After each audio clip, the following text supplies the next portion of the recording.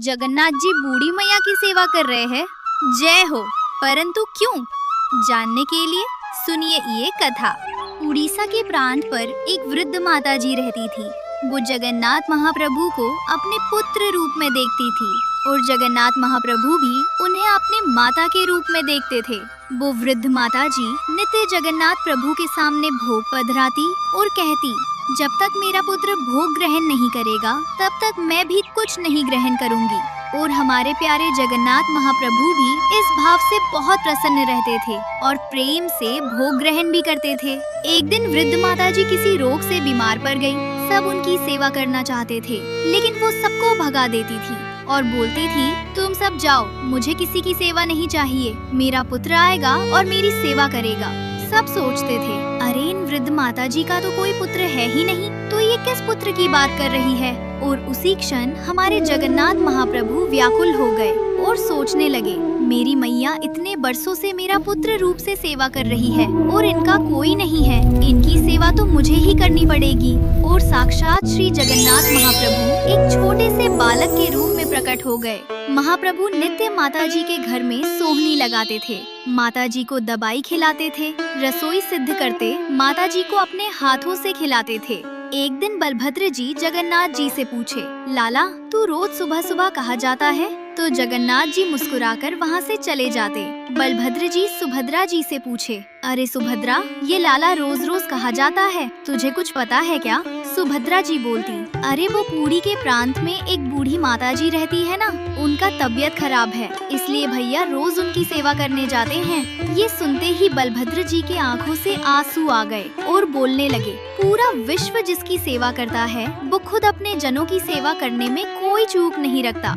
धन्य है वो जन जो जगन्नाथ महाप्रभु को अपना जीवन मरण का साथी मानता है। अगली सुबह जब जगन्नाथ महाप्रभु चले गए बूढ़ी माता जी की सेवा करने, तो क्या देखा, बलभद्र जी और सुभद्रा जी पहले से छोटे बालक बालिका का रूप धारण करके बूढ़ी माता जी की सेवा कर रहे हैं। जगन्नाथ जी ने उनसे पूछा, आप दोनों यहाँ क्या कर रहे हैं? तो बलभद्र जी बोले, अरे तू तो बड़ा स्वार्थी है। बोले क्यों? बोले मैया की सेवा अकेला ही करेगा लाला, हमको ये सुख नहीं देगा। जगन्नाथ जी बोले, नहीं नहीं, करो सेवा करो। अब सुभद्रा जी प्रसाद पका रही है, बलभद्र जी झाड़ू लगा रहे हैं और जगन्नाथ जी बूढ़ी मैया की सेवा कर रहे हैं। अब उधर बैकुंठ में लक्ष्मी जी को ये बात पता नहीं थी, तो लक्ष्मी जी सोचने लगी कि ये तीनों भाई बहन मुझसे छुपा के जरूर कुछ करने जाते हैं, मुझे साथ नहीं लेके जाते। तो लक्ष्मी जी रूठ के बैठ गयी। जैसे ही लक्ष्मी जी रूठी तो पुरी में सब जगह अकाल पड़ गया। अब जगन्नाथ जी तो बड़ी दुविधा में आ गए, माता जी की सेवा कैसे होगी। तभी जगन्नाथ जी ने अपनी दिव्य दृष्टि से देखा कि लक्ष्मी जी रूठ के बैठी है। जगन्नाथ जी समझ गए कि इस परिस्थिति का कारण क्या है। तुरंत गए बैकुंठ और लक्ष्मी जी को मनाने लग गए। अब लक्ष्मी जी तो मान नहीं रही है, तो जगन्नाथ जी ने सोचा कि इनको कुछ दे के मनाना पड़ेगा। तभी उनको याद आया, लक्ष्मी जी को रसगुल्ला बहुत पसंद है, लेकिन रसगुल्ला भी कहाँ से लाते, सब जगह तो अकाल पड़ चुका था। तभी उनको याद आया कि उनका एक परम मित्र था गोपाल, उसके घर में अकाल नहीं पड़ा था। जगन्नाथ जी उसके घर गए और दरवाजा खटखटाया। गोपाल ने दरवाजा खोला तो देखा उसका सखा उससे मिलने आया है। देखते ही बोला, अरे सखा, आप मुझसे मिलने आए हो? जगन्नाथ जी ने उसको सब बात बताई और बोले, एक हांडी रसगुल्ला बनाने को। गोपाल ने अपनी मैया से कही रसगुल्ला बना देने को। उसकी मैया ने रसगुल्ला बनाई। वो रसगुल्ला लेके जगन्नाथ जी चले गए लक्ष्मी जी को मनाने। बैकुंठ में पहुँचे और लक्ष्मी जी को मना लिया जगन्नाथ जी ने। सब जगह अकाल दूर हो गया। जगन्नाथ जी फिर से पहुँचे बूढ़ी मैया की सेवा में।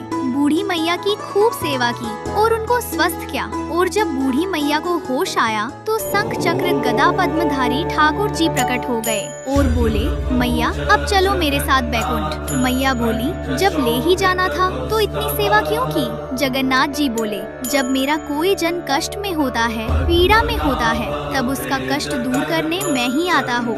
मैया बोली, अरे वो तो समझ आया, पर कष्ट हरण भी तो कर सकते थे, वो क्यों नहीं की? जगन्नाथ जी बोले, मैया प्रारब्ध सबको भोगना पड़ता है, अगर मैं तुम्हारा कष्ट हरण करता तो तुम्हें दोबारा इस मृत्यु लोक में जन्म लेना पड़ता और वो मैं नहीं चाहता। मैं चाहता हूँ मेरी प्यारी मैया मेरे पास ही रहे सदा सदा के लिए। और जगन्नाथ जी ने उन मैया को अपने नित्य धाम में बास दे दिया सदा सदा के लिए।